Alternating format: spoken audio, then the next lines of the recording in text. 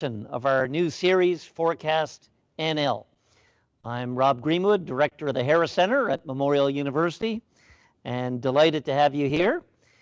Before we begin, I want to acknowledge that the lands on which Memorial University's campuses are situated are in the traditional territories of diverse Indigenous groups, and we acknowledge with respect the histories and cultures of the Beothuk, Mi'kmaq, Innu, and Inuit of this province. We encourage everyone to reflect on these lands from where you are located this morning and to consider the Indigenous peoples for whom these lands are traditional territory. We have a short presentation to start today, an overview of the project as we see it, and then we'll have the opportunity to speak with the co-chairs of our steering committee, economist Elizabeth Beale and oceanographer Dr. deYoung. And we want to make sure you can ask any questions and share your ideas. So we'll leave plenty of time at the end for that.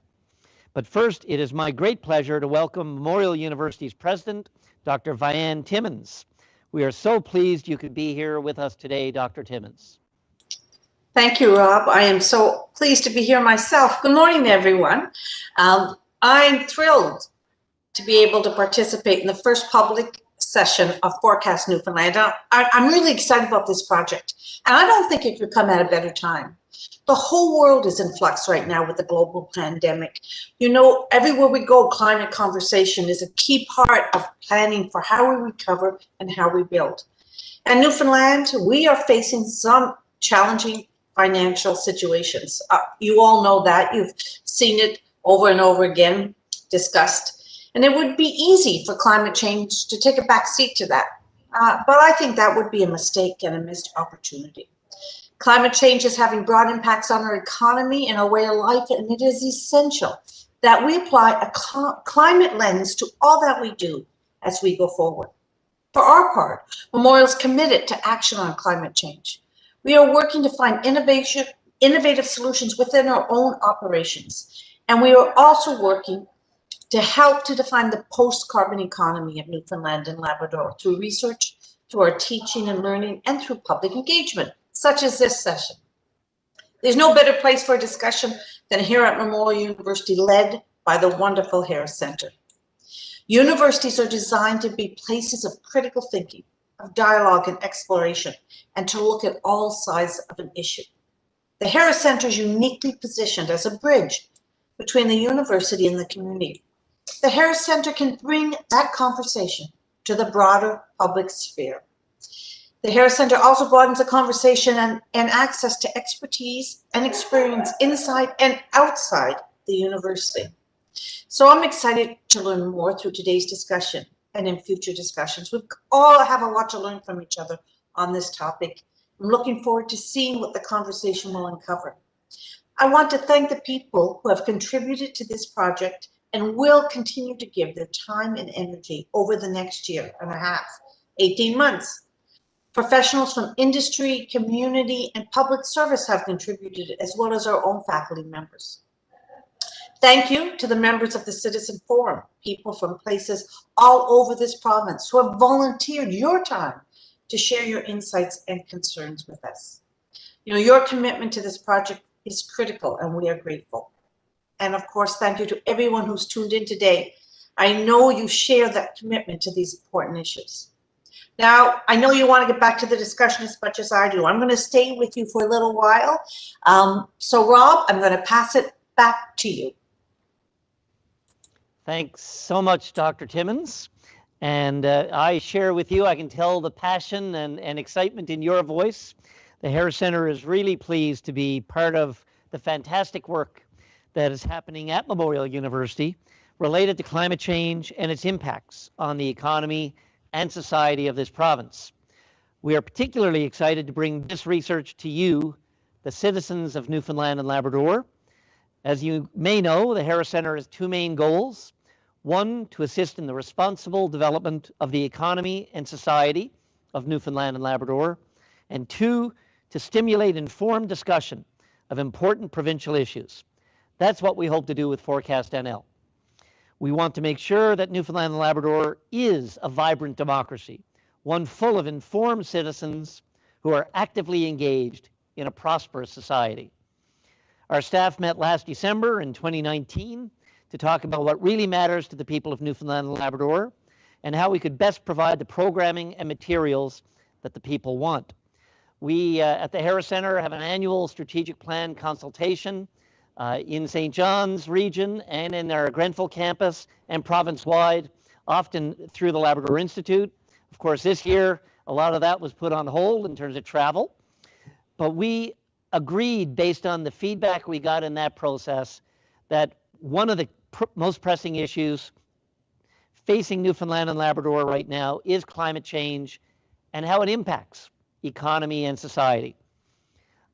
There is an overwhelming agreement among climate and natural scientists that if not addressed, current projections for our warming climate will likely have devastating impacts on our natural, social, and economic systems.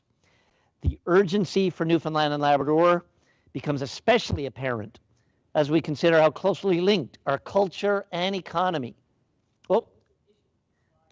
Our slides are not keeping up with me, so I'm going to slow down a bit while I'm okay? Oh, bear with us here. The team will... Okay. Back in the old days, I would be reaching for my binder with an acetate and putting it on the overhead projector. And now I'm totally at the whim of the technology. But the Emera Innovation Exchange has been doing lots of online and hybrid sessions. So we'll rebound here shortly.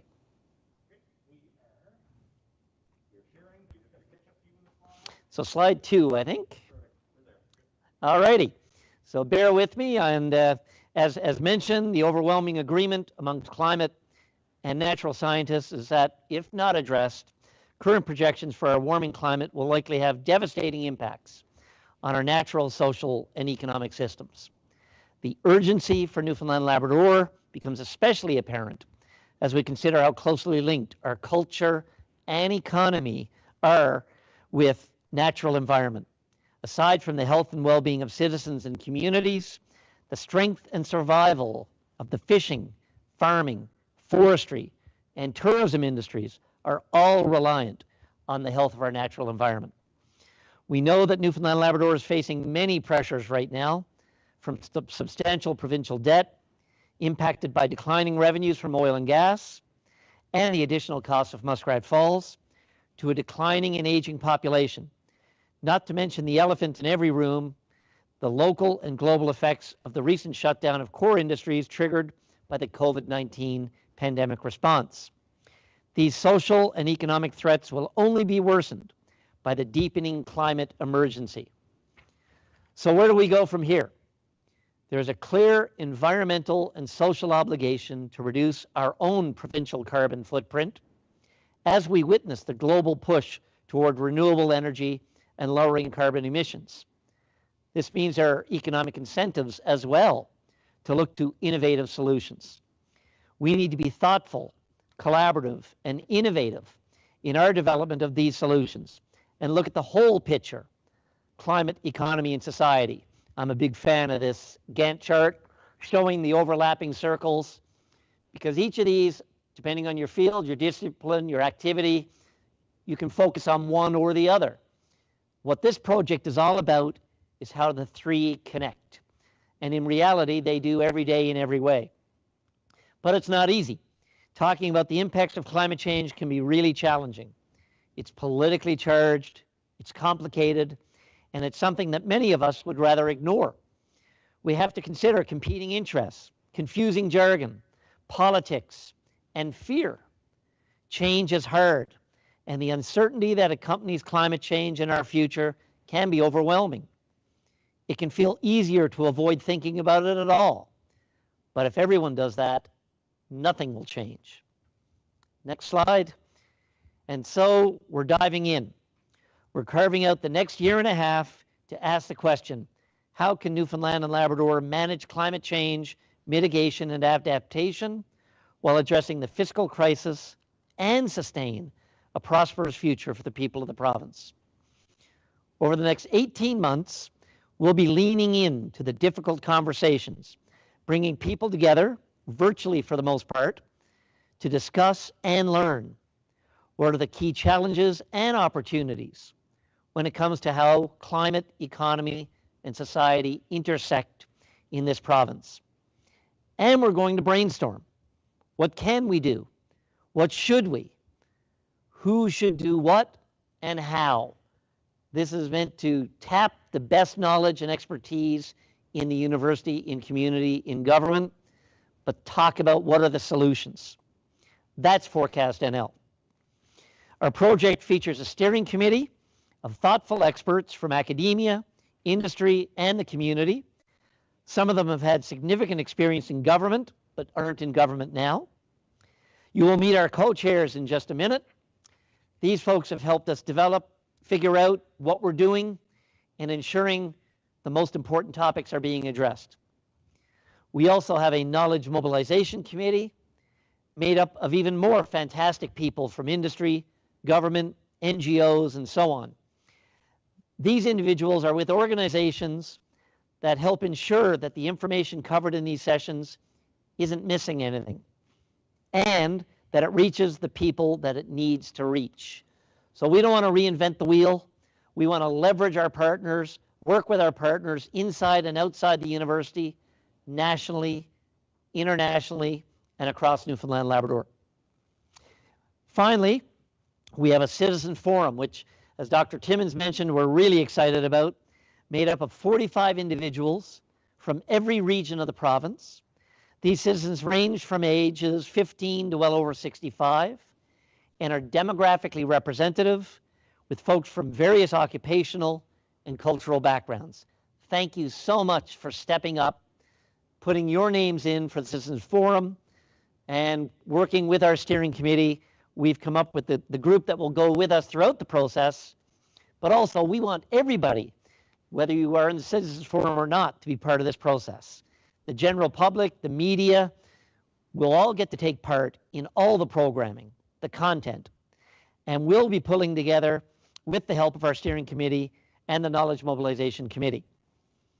We will have public discussion forums, presentations, panels, all presented online, although maybe we'll get together in person down the road.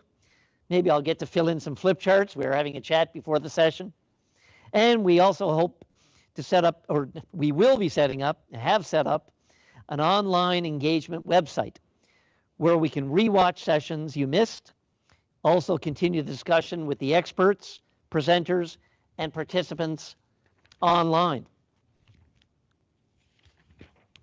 At the end of all that, we'll be pulling together summary reports of what we heard, what was discussed, and what are the key takeaways. So there'll be learning and sharing throughout the process, but also synthesis and analysis at the end. And if COVID and funding allow, we hope to bring everyone together in person for a final convention, a face-to-face roundtable discussion of the ideas after the 18 months of information and deliberation. And we picked the 45 as the number for the Citizen Forum because next year is the 75th anniversary of the National Convention, when the future of Newfoundland and Labrador, leading to the vote to join Canada, and that had 45 members. And we think our final conference, convention, like the National Convention, will be dealing with the watershed issue of our time. But for now, we want to make sure everyone knows how to get and stay engaged before we are able to come together and meet in the same room. And tell us more about how to participate, I'd like to introduce ForecastNL's lead, who has really led the charge for the Harris Centre and working with all our partners, the Harris Centre's Manager of Communications and Engagement, Kathy Newhook. Over to you, Kathy. Thanks, Rob, and thank you all for joining in today. I'm really excited about this first session. It's been a long time in the making, and really glad we get the ball rolling today. I want to take a couple of minutes to introduce you to the new interactive website for the Harris Center. This is a standalone website. It's not the Harris Center's regular thing. It's all about engagement on this particular interactive web forum. You can get there. It's www.harriscenterforum.ca. And this is the home of the ForecastNL project. So this will actually have our discussion forums. You'll be able to suggest topics. You can ask us questions. You can ask the presenters questions, and you'll have access to all kinds of excellent content. The comments and discussions here will be key to shaping the project as we go. We have a few ideas for the next few sessions, but as we roll out, we want to be able to kind of move and shift and base the how we drill down into each of the topics by what the interest is and what the comments are coming in through that forum. So it's really important that we're all engaged there. Of course, you need to register before you can actually do any commenting in the website. You can go in and poke around without registering, but in order to actually interact, you do need to register. So it's really easy to do that. You just click the register now button. It's right there on the main banner page. And then it's going to take you to a register. Is the next slide up there? Yeah. Okay, perfect. It's going to take you to a registration link. So you just enter your name, your username, all that sort of basic information. And this is going to enable us to know who's talking and commenting. So it's a little bit different than just comments on news sites. We want to make sure that we know who is doing the talking and commenting, as if we're in the same room together. If we were to do this 10 years ago, we would have gone out to communities and met with folks in town halls and church basements. And as much as possible, we want to replicate the same kind of environment. So it's really important to register. And once you've registered, you can click on the Participate Now link or the Participate link under ForecastNL. And I'm just making sure you're on the same page as I am because I'm looking at two different screens. Perfect. So that'll bring you to the ForecastNL page. And this is where you'll get lots of information, but you have to kind of look around for it. So you can see that there's an updates section. That's where we'll post new information that we want to make sure you guys are aware of. But there's also a sidebar where we're going to post lots of helpful links. Right now you can see there's links to organizations that have really excellent content, like Climate Choices Canada. There's the Climate Atlas there, and we'll continue to populate that. It's also going to be the place where we're going to add documents and articles that we'll be developing over the next few months ourselves. So keep an eye out for changing content on that side as well. And if you scroll further down the page, you can see that there's more links on the sidebar for FAQs. You can see other related projects, and you can also see who's listening. So Mandy Rousel is listed there. She works really closely with me on this project. And is monitoring this site even more than I am, and is always there to answer questions or what have you. But it's helpful to know kind of who's paying attention to what on the website, so it's not just typing it into a void. You can see then at the next to updates, there's a toolbar to suggest a topic. There's a discussion section there. You can ask a question, and that's where we're hoping to generate lots of discussion and interesting conversation.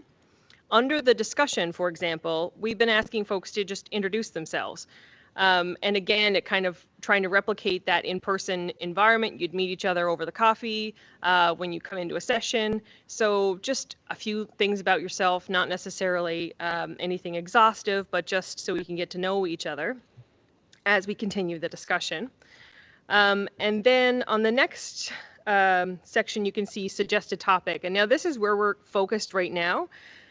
Here's where we want to see what you guys are thinking about in terms of what topics could be suggested that we could cover for the next few months. And also people can comment or agree or add to those suggestions there. So that we hope is going to be a real hub for activity. But we also know that not everyone is really comfortable with participating online. So, and like Rob said, down the road, hopefully we'll get to do some stuff in person, but For now, we have to kind of work with the online forum. So we're here to help. And anything, if you're having trouble with the website or any of the registration processes, just drop Mandy or I an email, or even pick up the phone and call us as much as possible. We want the process to be led by you, and so we need to be able to use these kind of tools to do that. So absolutely, reach out, get in touch, and we're here to help you out. So that's a bit all for me. Thanks a lot, Kathy. Now I'd like to introduce our steering committee. There are lots of members of our steering committee online with us now, but we can't see their faces. So I'm not going to call out everyone's name.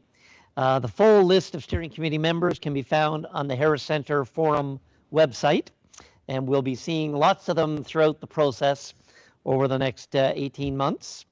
All of them are experts in various respects on the topics of climate, economy, and society, and we can't thank them enough for their contributions so far. The faces we can see are our wonderful co-chairs. Elizabeth Beale is an economist and has been an advisor to government and industry on economic strategies for Atlantic Canada throughout her career, authoring numerous studies on regional development, labor market, and trade topics. She has held the position of President and CEO of the Atlantic Provinces Economic Council, APEC, from 1996 until her retirement in 2015. She has remained active in Canadian public policy as a commissioner of Canada's Fiscal Commission, which worked on carbon tax models. She was a member of the expert panel on prioritizing climate change risks for the Council of Canadian Academies in 2018-19, and currently serves as a director of the Canadian Institute for Climate Choices. She is also a longtime associate of the Harris Center. Welcome, Elizabeth. And Dr. Brad deYoung is an oceanographer and climate scientist who has worked internationally to build ocean partnerships that enhance ocean science and serve societal needs. He currently works as a professor at Memorial University in the Department of Fiscal Oceanography. He is an honorary research professor and the Bartlett Professor of Oceanography. He has explored the Northwest Atlantic for many years, collaborating with researchers worldwide. Welcome, Brad. And I see you're both there on the screen with me, and I think all systems are go. Yep. So I'm going to start with Elizabeth, and I'd like to ask, when we started the planning for this project and reached out to you on this, and steering committee has had lots of discussions getting us to this point, we talked a lot about why it's important to look at the whole picture, climate, economy, and society. As an economist, why do you think it's important for us to start having these discussions now and here in Newfoundland and Labrador? Thank you, Rob, and hello to everybody. I'm just delighted to be part of this new Harris Center project. And my own affiliation with the Harris Center goes right back to the start, and it's always been such a pivotal and important group in creating that knowledge bridge between the university and the community in the province and beyond. So it's this is another great chance to do that, because we do know one thing, and that is climate policy shouldn't just be left in the hands of experts. It's going to have a touch on all our lives, affecting obviously in terms of the impact on the economy and society. I think one thing to think about here, and I won't go back over what Rob and the president have already referred to, is that in a very short time, the issue of climate change and the risks to the economy and society have grown up to be a dominant concern for governments, for firms, and major changes are underway in the policy environment as we see that. And this has all happened within a very short period of time. I think we understand that very much in Newfoundland and Labrador if we look back to the experience of what happened when we had the major impact of biosystem changes and the impact on the northern cod fishery back in the 90s. And that, of course, affected the economy, but it also affected society right across the province. And we can anticipate and see similar changes now underway in terms of the enormous impact of climate change more broadly across the economy. It's not just a matter of thinking about climate risks and how we mitigate these and adapt to the changes in climate. It's also about where the opportunities come from on the climate change side. So I'd like everybody to get their thinking around the fact that we can make choices here and we can make good choices in policy, but they need to be informed by what's happening at the ground level. And this is a chance for everyone to get in there and think about what's happening in their own communities, in their own areas of engagement, and how they can inform the choices that government, that firms have to make in terms of the direction as we move ahead. Thanks, Elizabeth. Going to turn to Brad next. And Brad, of course, you've been studying the oceans for decades. We've worked together a couple of decades ourselves. And clearly climate change has been something that's been on your radar. However, it really hasn't been the top concern for the general public over that time. Given all the financial issues the province is facing right now, why do you think climate change is a lens that we need to apply to a broader discussion? Thank you, Rob, and hello to everyone. And I too look forward to the time when we can actually be physically together, so that we can, see each other and share a real coffee rather than some virtual coffee. But to get to your question, Rob, in essence, it's asking the question of what is the urgency around the situation we presently face. And I think there's a climate urgency, but I would argue there are also various other levels of urgency that I think each of the kind of three pillars that we're addressing have their own urgent characteristics that we, I think, need to consider. But if we think about climate change, or if I reflect upon it, and the color of my hair tells you something about how much reflection I've had around this. As a young scientist, climate change was an idea, but not in a sense really a reality. We didn't focus on the environment, thinking perennially about climate change. But I think the data that we've been collecting over the sort of the recent decades and looking back further demonstrate that change is really happening. It isn't an idea, it's a reality. And the reality can be seen in all sorts of different aspects of the marine, terrestrial, and atmospheric environment. So in the ocean, we actually can see fish moving poleward as a result of changing oceanographic conditions. They're actually gradually moving along. We can see enormous changes in ocean characteristics like acidification and the implications of that for coral reefs globally. Regionally, we can see changes in sea ice patterns, storm events. All sorts of things aren't just ideas that we kind of think about, but a reality that we recognize that we have to face. As well as we've gathered that data, we've increasingly begun to understand how deeply interconnected the environment we live in really is, that the ocean, atmosphere, and land systems are all linked together, and that if you push in one area, the effect of that propagates through the system. And so the understanding of the complexity and the changing features of this system force us to deal with that, not to simply see what we do on land as not mattering, or the changes in the ocean don't directly influence us.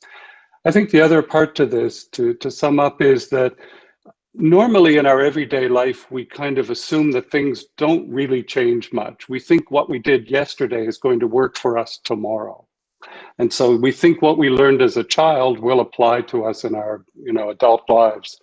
And climate change tells us that that's not true, that the past is not the predictor of the future, that we have to expect and deal with and manage change. So I think it's not really a question of should we consider climate change, but that we must and have to, and the question is how.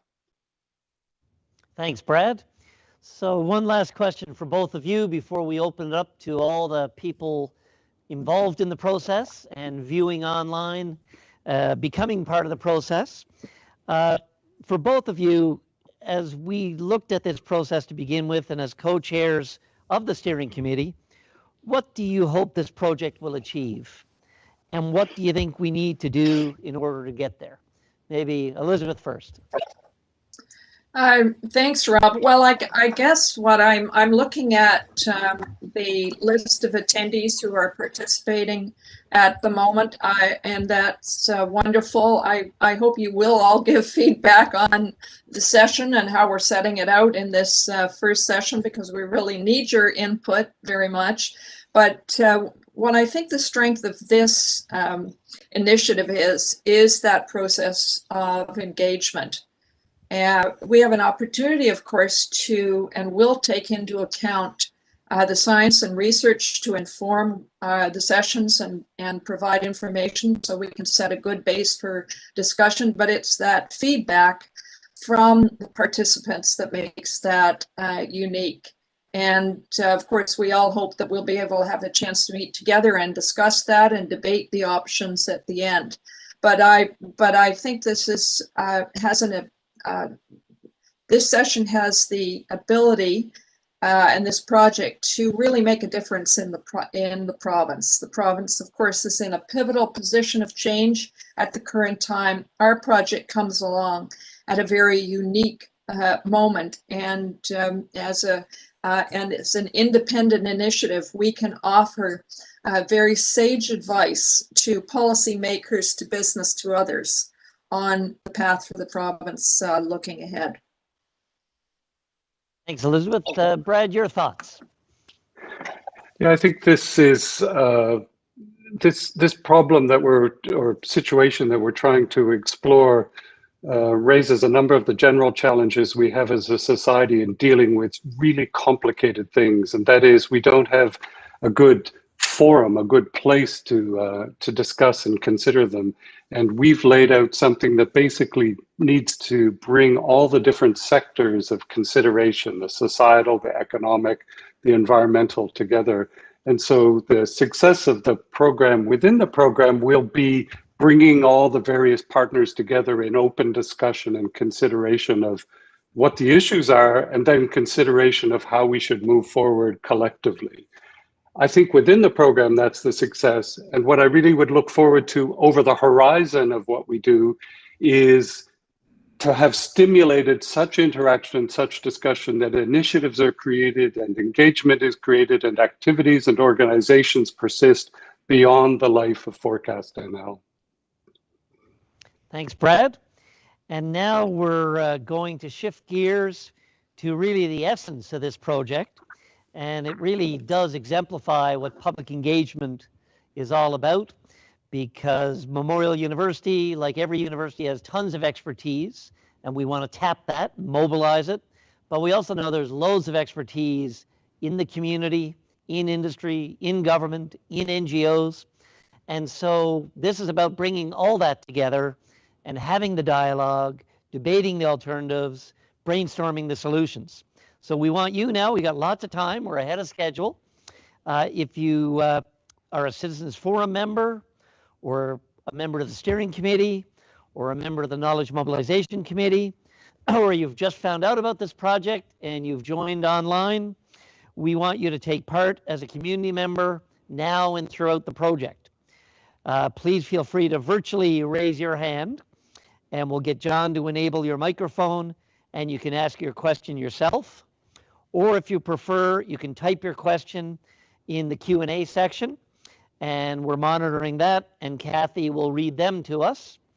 And I will pause every now and again and see if John or Kathy have any questions in already.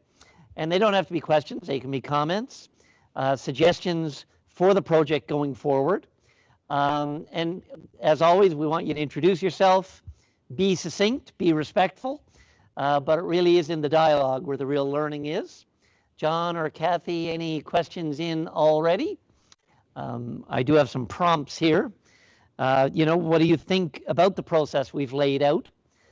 Because we are put a lot of time in so far with the steering committee to shape the direction, but it's still very much a work in progress. The Citizens Forum approach is a new approach for us. We've done versions of it. So is this what you expected?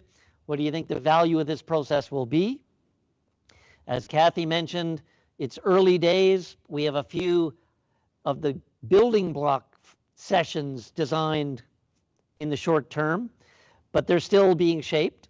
So what topics do you think we need to make sure we cover in the next 18 months? And what are your hopes for the process? So I don't know if there is any comments or questions there, Kathy or John? I don't see any coming in just yet, but I have one myself. Okay, fire away. So Brad, you mentioned in your comments about how you've been kind of learning over the past decades about the interconnectedness of natural systems and the push and pull in one place and the pull in another. That really resonated with me in that it's kind of what we've been talking about a lot over the past several months amongst the steering committee, but we've been saying it's the same in the economic and societal systems when it comes to that push and pull. And you see that in economics for sure, and definitely in society. And I think the essence of the conversation we want to get at with this particular project is that natural systems also needs to be threaded into those conversations about the push and pull within the economic system and within the societal system. So I just want to put it to Elizabeth as an economist to kind of, I'm wondering how you see those shifts happening right now, and how you see those shifts happening in the future, just in terms of your space, and then maybe Brad can talk a little bit about his as well. So Kathy, just to confirm, are you talking about the big economic shifts and then the impact of that on society more broadly? More like how the natural shifts that we're seeing in terms of climate change are impacting the economic right. systems. Yeah. Okay. Well, I think the most a central focus of that has been the focus on reducing emissions, GHG emissions in the atmosphere, and the impact that has, of course, on industries who are directly releasing emissions into the atmosphere, and in particular, of course, the energy industries and the coal and oil and gas industries have been the focal point of targets in terms of how we reduce those emissions, and of course the commitment of a number of jurisdictions now to move to net zero emissions, which doesn't mean that we won't still be using fossil fuels in some categories, but that we will be mitigating and adjusting for those emissions in other ways. So that's an enormous challenge, not only for Newfoundland and Labrador, of course, that had built up significant not only wealth within the province in terms of revenues back to government, but also for business opportunities and for employment opportunities over a number of years, although very much so now on the wane because of the drop in the price of oil. And of course, that price drop in the price of oil is also reflecting what, in the view of many, is a gradual reduction in the importance of the industry on a global basis as we seek to deal with the impact of emissions on climate change and the economy, and the need to build energy up from different sources. So this is you can think of this in terms of the enormous impact this has on Canada as a whole, and Newfoundlanders and Labradorians are no strangers to that, because of course they work in those industries in many other parts of the country, but also in terms of the direct impact on the fortunes of the province at the current time.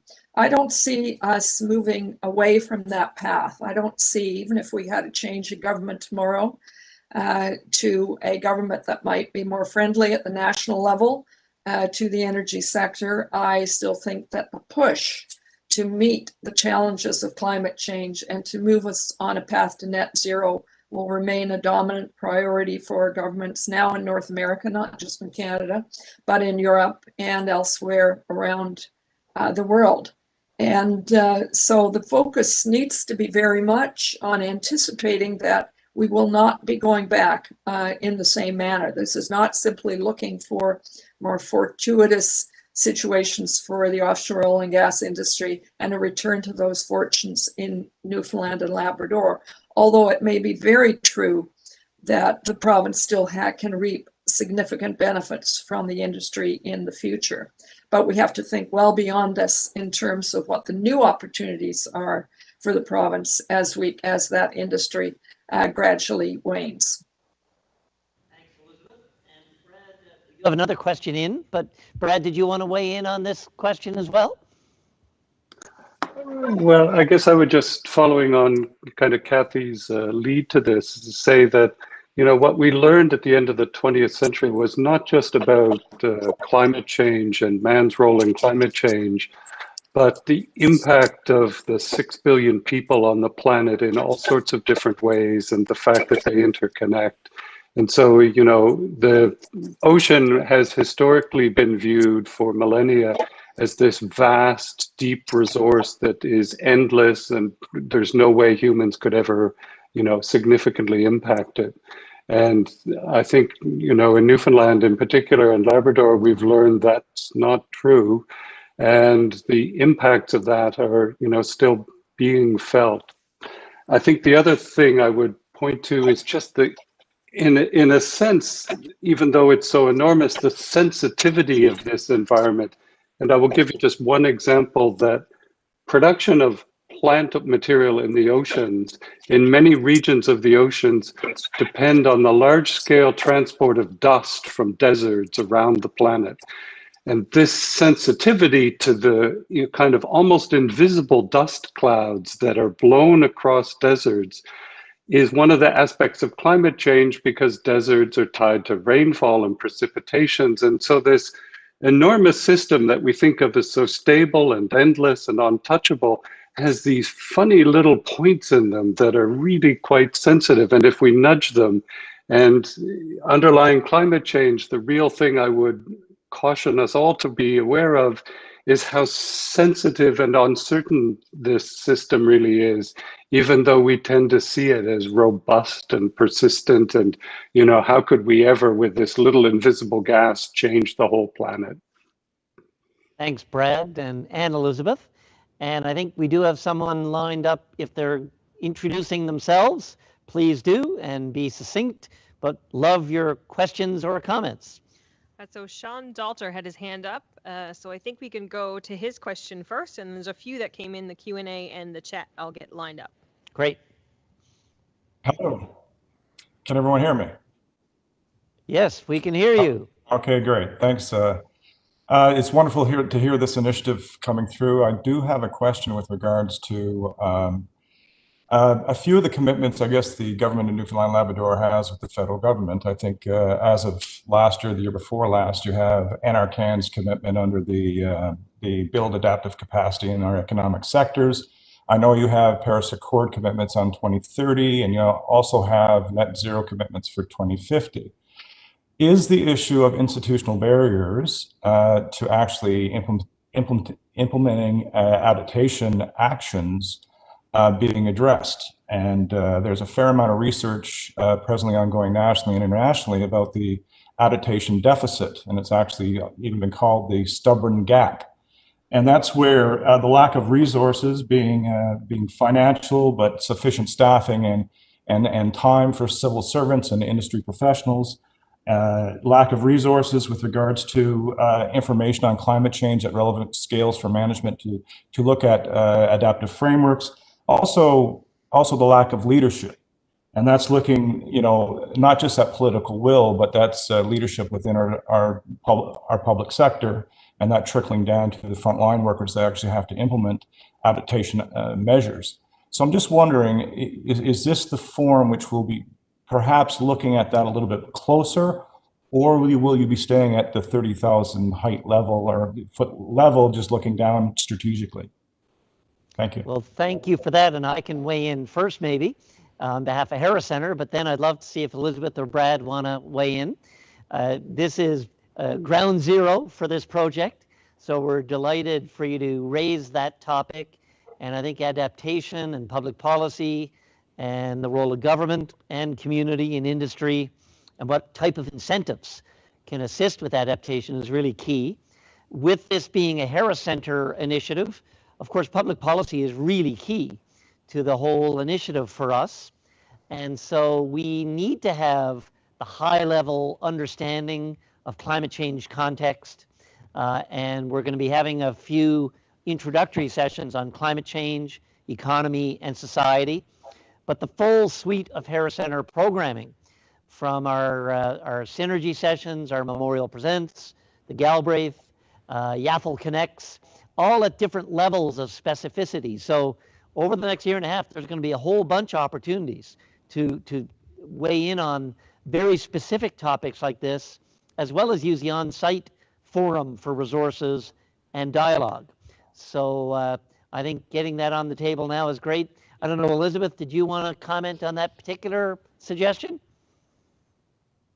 Yeah, thanks so much. That's a great question, just to help us frame out what we can look at in this project, because you're raising the issue of the adaptation deficit. Who has the knowledge? How is it measured? Who has the capacity for action is absolutely pivotal when you think about various roles of government, for example. So if you think about, for example, the impact of rising sea levels or extreme weather patterns as they affect communities, of course, many of our communities are built around low-lying areas around the province, and very subject very immediately in terms of infrastructure to the impacts of changing weather patterns or rising sea levels. So whether it affects flooding, our water systems, our wharves, infrastructure upgrades, large part of that falls under the purview of municipalities, the resources within municipalities to both able to monitor and make the changes required under a changing climate are often very limited. And governments still do not have that path of responsibility from the federal government through to the provinces down to the municipalities well defined or understood. So our challenge is to map that, to feed the information and resources back to municipalities is often a very much a broken path. And I think that will come up as a topic very much under our agenda. Thank you.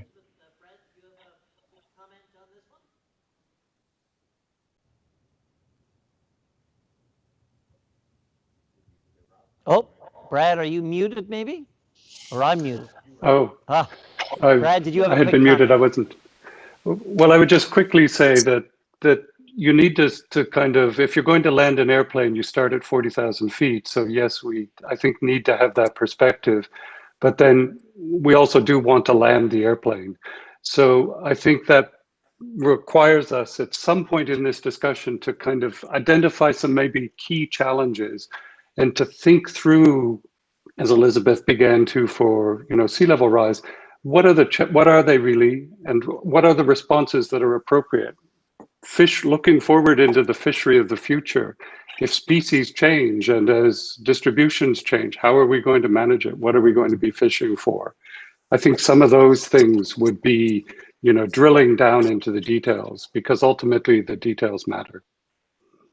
Thanks, Brad. I will be using that airplane analogy. I'll drive everybody crazy now using that one.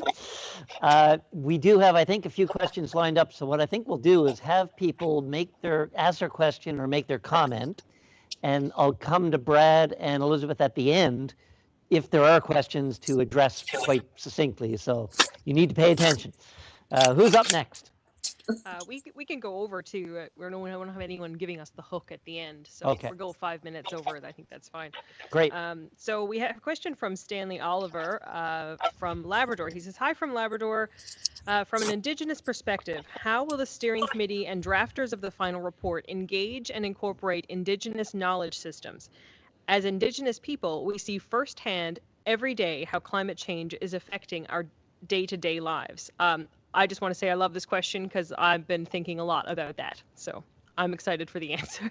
Great. And Kathy's given me a little leeway on time. So maybe we will have quick response on this. And first of all, Stanley, welcome. And I've worked with Stanley over the years. And I'm delighted he's a member of the Citizens Forum. I'm pretty sure of that. And so we do have folks on our steering committee. Ashley Consolo, as you would know well, Stan, who is does a lot of work with Indigenous communities around the topic of climate change. But we also really want to work with the Indigenous communities through the Citizens Forum, through the online forum, and as we tap some of the expertise in people like Ashley and others, want to really make sure we make it appropriate to all people from their perspective. And Brad, did you want to speak to this one a little more?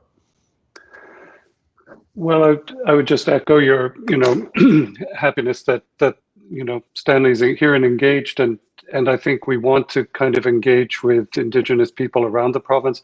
And it isn't just about the historical memory or their memories, but different ways of seeing the environment, because I bring a kind of classical Western scientific perspective, but it's not the only way to look at the world around us. And so I think it's about gaining that memory of communities around the Indigenous and other communities, but also the different ways of seeing and understanding our connection to the environment, which is, I think, equally important. So I think our hope and intention is to create the space for that kind of engagement and to include all these perspectives in the discussion and in the final summaries and reports and such.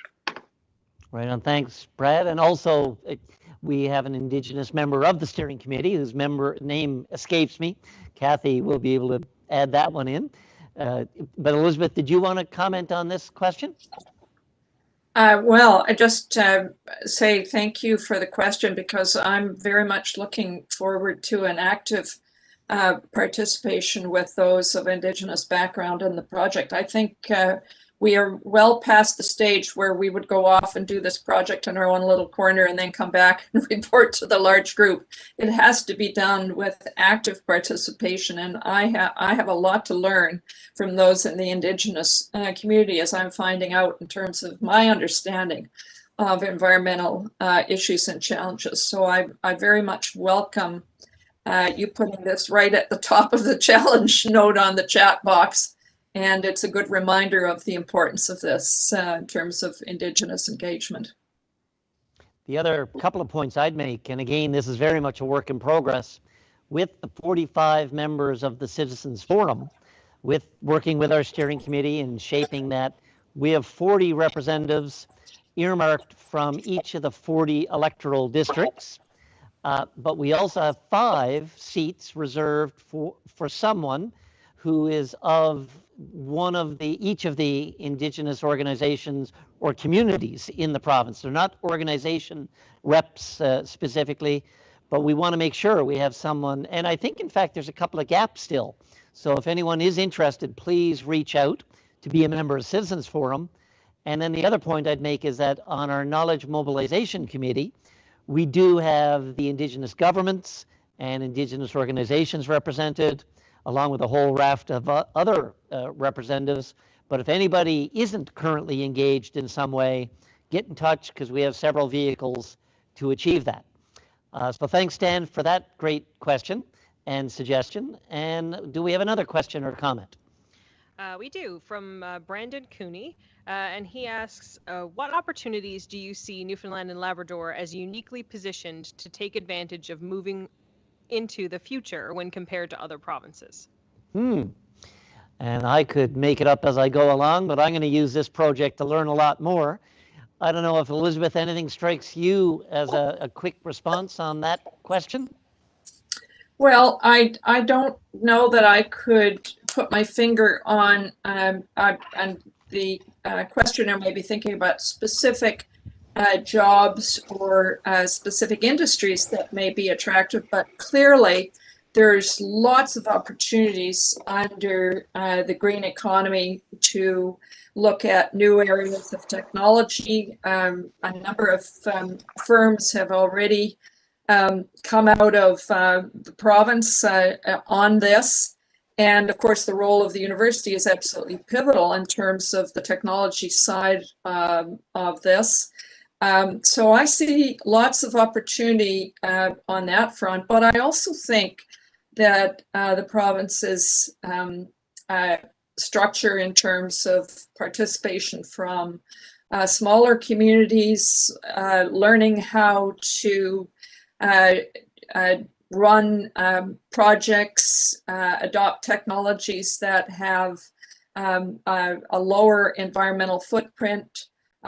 Just our connection to the land around the province means that we're a great sensitivity to environmental issues. And I think that also sets us up for kind of a model of how we can do this at a community level. So it's, to me, it's very much a mix of what's going to come along in terms of the big areas of new technology that will help to really foment the green revolution, but also what we can do at the community level to adopt a lower carbon footprint and a lower environmental impact in every aspect of our day-to-day lives.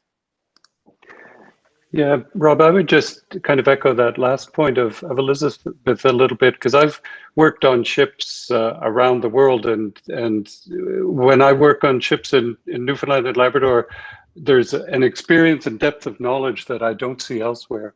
And the connection that people have to the environment they live around, the ocean in particular, but the rest of the landscape is so real and deep that I think it is a strength and both an opportunity given the challenges around the kind of changing climate we face. And so I think it's something we should kind of keep in mind as a, if you like, skill set that Newfoundland and Labradorians bring to this kind of challenge that we're collectively facing. Right on. Putting my public engagement hat on at Memorial, we have our Coasts Initiative, Cold Oceans and Arctic, Science, Technology, and Society. And that really cuts across the whole university. And, you know, through people like Brad and his work, Marine Institute, Sea Corps, but every faculty across Memorial. I think 40% of our research relates to oceans. And on our Knowledge Mobilization Committee for this project, we have the Newfoundland and Labrador Environmental Industries Association, Municipalities Newfoundland and Labrador, etc. So there's loads of capability and ways to explore that further. So a great question. Do we have another question or comment there, guys? Yes, we have a question from, I'm going to do a bad job of this name, but Raza Mirza? Mm-hmm. And I'm really sorry about that. I'll promise I'll learn it. I believe they've been on the Citizen Forum, I think. Given the many cognitive biases that prevent people of thinking about the very long term and things like availability bias, how might we reframe climate and environment as actors with agency within the discourse? Wow, that's a great question. And what we see is affected by how we think. And a lot of the work in the university is about narrative. And I think a critical engagement on that is going to be really key as we go forward. So there could be some very interdisciplinary sessions thinking about that. Brad, did you have any initial thoughts on that? Yeah, I think it's a really good challenge, because I think, you know, it's one society has been struggling with in different ways for quite a long period of time. And I think in some sense, it takes us back to the airplane 40,000 feet landing analogy, in that I don't think you can hold everything in your conceptual thinking all at once. And so at certain point you have to kind of simplify your perspective on the problem to address it directly. And you hope that that simplification is still useful or representative enough to be useful. But you take that strategy, because ultimately when you pick up the hammer, it's just the hammer and the nail head. And the rest of the project doesn't matter. It's just about putting the nail through the board and making it connect. And so I think we need to kind of have that 40,000 foot open perspective that isn't limited by other cognitive kind of constraints. But then you have to focus down on something that's specific, that's clear and straightforward enough that the kind of understanding works really well.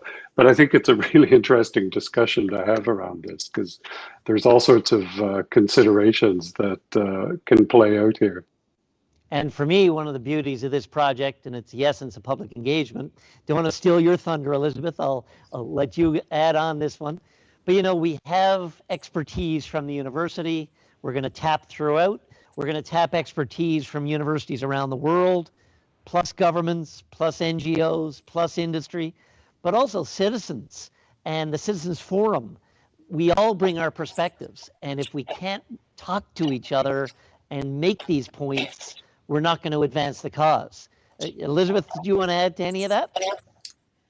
Well, I'm not sure this is a very substantive comment, but I do think that we're looking kind of for that mid height. If we're still using the airplane analogy, I don't think we want to end up absolutely down in the weeds on all the topics. I think one of the things that I really want to emphasize is that this is a very tough environment. We're dealing with enormous challenge that, you know, we can make all sorts of extreme comments about how difficult this challenge is, but we all, I think, have a sense of it in our own lives, what this means looking forward for our children and grandchildren. So, and we're going to have to make some tough choices. And so that means that we've got to be able to draw ourselves back up to that mid-level and say, okay, you know, what's the best choice here? And we might not like what we have to discard, and we might not always like. This is not a matter of everything goes. Governments do not have unlimited money. Companies have to make tough choices about what they're going to invest in. So I just think we should, I'm all in favor of having detailed perspectives and keeping things at the 40,000 foot level. But I think I'll come down and say, okay, at the end, we've got to, you know, bring this to a point where we can make some good choices on how we move ahead. I know that's the intent of the project. I see lots of great fodder for discussion, debate already, and the online forum starts now. So anybody can join in anytime with comments on all this. Do we have many? I know we're getting short on time. We're a little over.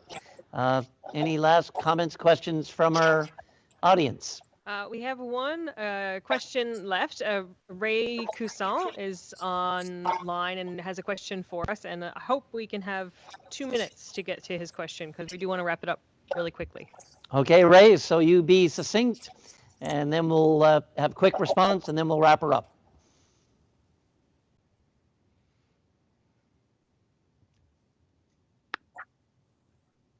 Hello, Ray. And Ray is a member of the Citizens Forum. Good morning. Good morning, sir. Or good afternoon, I should say. I have, well, quick question. The frequency of the meeting, the length of the meeting, and also, do we have a list of participants in the Citizens Forum?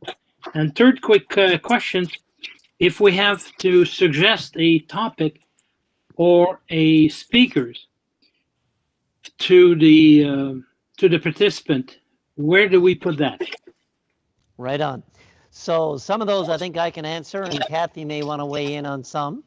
The frequency of meetings will be about one a month. Harris Center programming over the years, We've usually done 4 or 6 Memorial Presents a year, 1 Galbraith, usually 8 synergy sessions. We're reinventing ourselves through this process, and this may shape the way we go from now on. But also, of course, the online forum with Bang the Table, I think is the name of the tool, is a new approach also for interactive, ongoing, never-ending dialogue. Every session is a little bit different. The Galbraith, when we organize that one normally once a year, is usually a lecture for 45 minutes and then a Q&A discussion for half an hour. We can have lunchtime synergy sessions, which are just an hour long. And of course, we'll be digitally recording all of these. So we know everybody's busy and have lives and jobs. So if you can't take it in live, you'll be able to come back to it and take it in online. Kathy, I thought there was another question that was more in your domain. Oh, how to put the ideas into Bang the Table and so on topics. Yep. So if you go into the Harris Center forum at the ForecastNL website, there you can see a tab that says suggest a topic, I think it says. You can enter your topic ideas, your presenters there.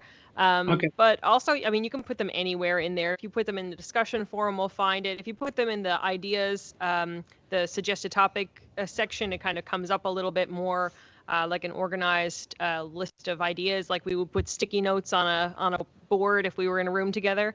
But really, we're open to whatever way you want to engage. Ray, I know we've been emailing back and forth over the last little while, and if you email Mandy or I with your suggestions, we'll make sure that they go up there on the Bang the Table site anyway for other people to see and engage with and that sort of thing. So whatever way you're most comfortable engaging, we'll get you onto the engagement site eventually, I think. But for some people, it might just take a little bit longer to get used to the whole idea of putting it all up there. Ray, Okay. does that address your concerns or any other comment or suggestion? The other one, the last one, there's a list of participants. Oh, yeah, we could have the list of participants once we have all of the participants. So right now we're still in the process of confirming the people who were selected for the Citizen Forum. So we went out to, I think it's 39 folks that we were able to select at this point. We had a few regions, just a couple of regions, I think, where we didn't have any participants. We didn't have anyone put their names forward. And we also had a couple of Indigenous communities that hadn't put forward anyone, or there wasn't anyone who belonged to those particular communities who put their names forward. So we're reserving those spots for now, just to make sure that there's time for people to be able to put their name forward. We don't want to give the spots away. So at this point, we had 39 invitations out to people to join the Citizen Forum. And we've heard back from, I think, maybe 25-ish folks at this point, but there are a few people who we haven't registered yet. We haven't gotten in touch with them. So whether their emails are just not working, or we're going to try and pin them down by phone and make sure that they're still interested before we decide on who the final group is. Once we have the final group, we will be sharing that online. We'll email it out to you as well, Ray, just so you have a list of folks. Thank you. All good, Ray? Perfect. Thank you, sir. And you know, I'll misuse, I think it's an African proverb that apparently if you want to go fast, go alone. If you want to go far, go together. And on this initiative, we have the steering committee, we have the Knowledge Mobilization Committee, we have the Citizens Forum, and we have the online forum for all citizens and anybody who wants to engage. Plus, the sessions will be all open. So we're in this together. We want you to give us your ideas on the process, on the format, on the topics, and engage, of course, in the debate and the dialogue. I want to thank Elizabeth and Brad so much for their contributions so far as steering committee co-chairs and the other members of the steering committee, many of whom are on today. I want to remind everyone to please visit the www.harriscenterforum.ca to register to take part in ForecastNL. Everyone is invited to take part, no matter if you're a member of a committee or not. You simply need to register your email address, and then you can view our content, take in discussion forums, suggest topics, chat with each other and with us, and so much more. We really are pleased with the media interest we've had thus far and really look forward to media amplifying these debates and discussions and materials. If you have any questions at all, please reach out to our project coordinator, Mandy, at mandy.relsel@mun.ca, and you can view a recording of this session on our website. We've already begun to start planning for our next few sessions. The first few will be at broad introduction, airplane 40,000 foot, to the overarching themes. And then based on the discussions and the input from participants through the online forum, we'll be adding more sessions and other content to drill down into other topics. Some may hit the runway, some will bounce back up and take in a region or a sector or a regulatory area. We'll get the right scale for the right topic. The next session you can expect in a few weeks, Climate Change 101, Impacts of Newfoundland and Labrador's changing climate. And finally, I want to thank Dr. Timmons. I want to thank Elizabeth and Brad for joining us today in launching this really, I think, ambitious, exciting, and important initiative. Thanks to our amazing team for pulling the session together. The team at the Conference and Event Services, Amira Innovation Exchange, will be doing hybrid in-person as well as online. Please God, as the pandemic evolves and we come out the other end. We want to thank you all online here today. We look forward to hearing from you, and we'll see you at the next session. Thanks so much. Have a great rest of the day. Bye-bye.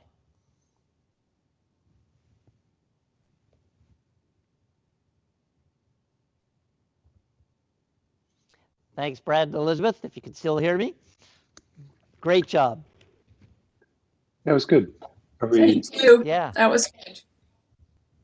That was fun. Good. Yeah. Good